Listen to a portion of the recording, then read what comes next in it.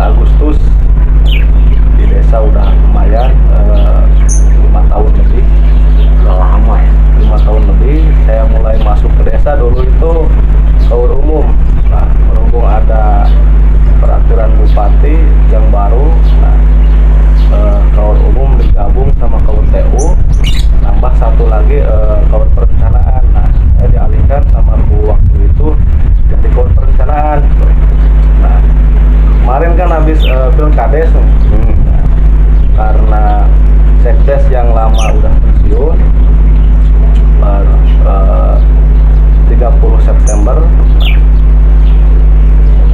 per Oktober itu saya dilantik jadi sekdes menggantikan yang lama. Lepas dari itu, Paulus, ini sering dipertanyakan nih sama masyarakat nih, termasuk yang mungkin masyarakat Mekarasi, masyarakat Buniasi, Cimeong, Lande gitu ya, Blok Lande. Biasanya masyarakat ini bertanya gitu kan. Yang paling bertanya itu sampai saat ini ya mungkin bansos nih. Boleh dibahas nih tentang bansos sampai saat ini bagaimana di desa-desa berkembangnya gitu. Terkait bansos ya kan gini, bansos itu punya database. Sebelum bansos ya, ini bansos, ini database. Nah, ada yang namanya desil. Desil 1, 2, 3 itu kan masuk ke dalam tingkat kemiskinan,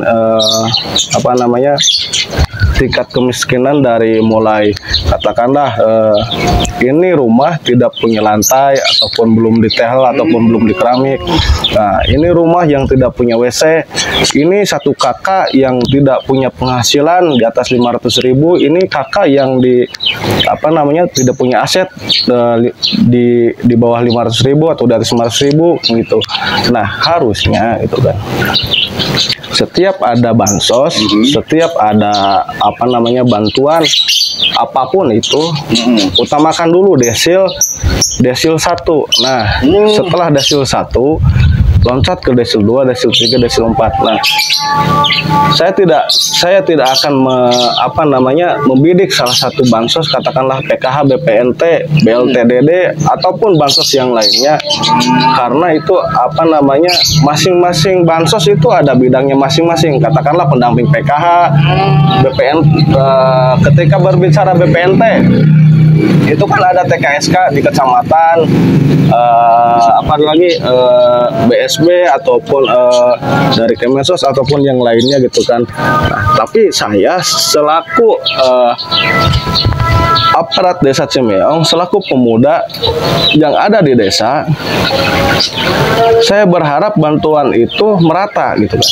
Nah, entah itu desil 1, desil 2 ataupun ya masyarakat pada umumnya, ketika ada yang namanya bantuan, saya berharap semua masyarakat desa Cimeong itu mendapatkan bantuan. Kenapa? Karena yang terdampak COVID itu tidak hanya masyarakat kalangan bawah gitu. Katakanlah ada pengusaha kelas menengah, ya itu kan yang terdampak hebat, ataupun ya katakanlah PNS ataupun gitu kan. Secara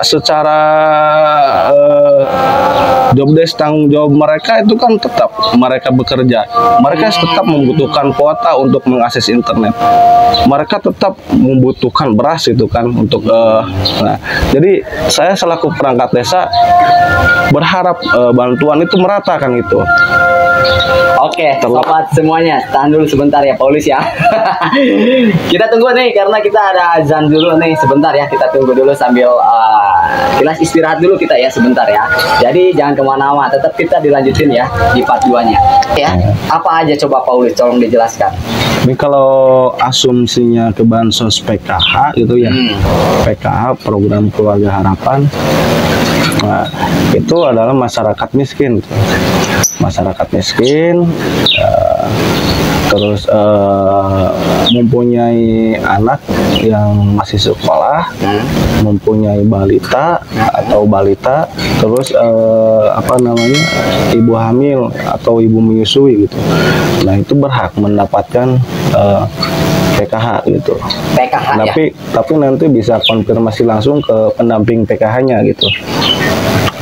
kenapa saya mendapatkan PKH atau kenapa saya tidak mendapatkan bansos PKH kan gitu. Nah, terus kalau BPNT, nah tadi ada kriteria miskin seperti lantai rumah yang masih apa namanya masih tembok atau gitu. belum mempunyai lantai, dindingnya seperti apa, dinding rumahnya seperti apa, terus punya aset di bawah 500.000 kan gitu, dari penghasilan masih di bawah rata-rata apa namanya kehidupan layak desa kan gitu.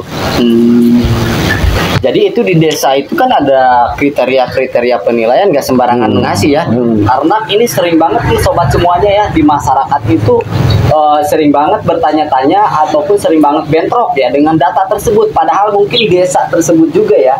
Kadang-kadang gini, Paulus, si masyarakat ini ada yang bertanya apakah saya bukan saudaranya. Kadang-kadang kan seperti itu gitu kan. Nah ini bagaimana solusinya nih? Ya kalau masih saudara tapi dia miskin ya nggak apa-apa untuk mendapatkan bantuan kan gitu. Nah kecuali saudaranya yang menurut pandangan masyarakat umum atau secara kehidupannya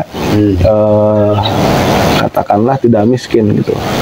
Ada miskin yang secara struktural, ada yang miskin secara ekonomi murni kan gitu.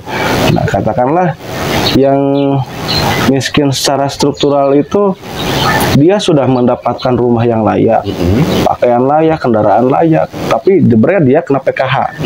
Nah itu kan miskin secara struktural. Lama-kelamaan kalau dia nggak mendapatkan pekerjaan lagi kan dia akan jatuh miskin gitu. Entah asetnya yang dijual, rumahnya yang digadaikan kan gitu. Nah ada yang miskin secara memang keadaan itu, secara masyarakat luas itu. Dia katakanlah petani gitu, sawahnya cuma segitu-gitunya, penghasilan kan kalau petani kan rata-rata kalau di kampung itu kan padi ya, benar-benar per 3 bulan dia panen itu kan udah ketebak dia mendapatkan beras berapa karung, mendapatkan padi berapa karung. Ketika dikalkulasi ke uang, dia hanya mendapatkan katakanlah ya segitu-gitunya kan gitu. Nah itu kan nggak ada perputaran lebih gitu ya, dia gitu ya, itu kan emang secara keadaannya seperti itu kan gitu. Nah, ada lagi masyarakat katakanlah yang pengusaha kan gitu. Ketika COVID melanda kan kemarin, ya mereka jatuh terpuruk, modal habis, dipakai untuk keperluan katakanlah bahan baku ataupun dia sudah jadi apa namanya untuk siap dijual kan gitu. Nah, ketika COVID ya kemarin perputaran ekonomi tidak lancar.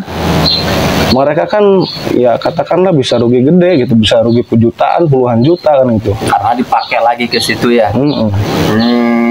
Itu untuk kriteria bansos PKH dan BPNT gitu. BPNT